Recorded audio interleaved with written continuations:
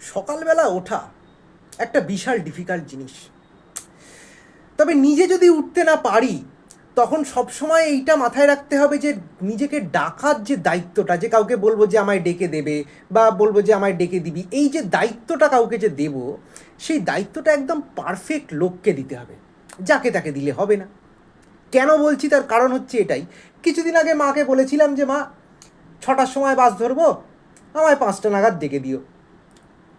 দেখি আমায় রাত্রি 3টের সময় ডেকে দিয়েছে।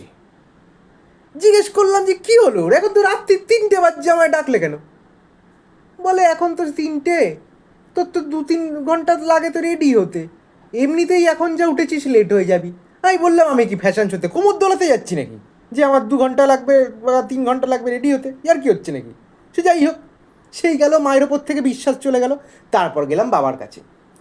এবার বাবাকে বললাম, বাবা আমার ট্রেন ধরার আছে 7টার সময়, আমাকে তুমি 5:30টার সময় ডেকে দিও, হাওড়া স্টেশন যাব।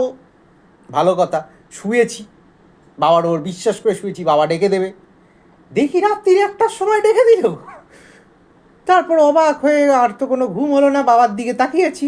বললাম বাবা এটা কি হলো, রাত্রির 1টায় কেন ডাকলে?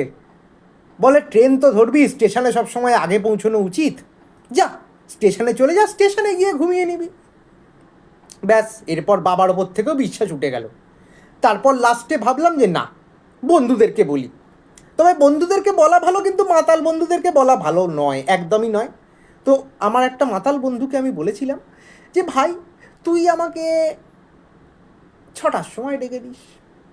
না 6টা না, তুই তো মাতাল, তুই আধ ঘন্টা আগেই ডাক, 5:30টার সময় ডেকে দিস।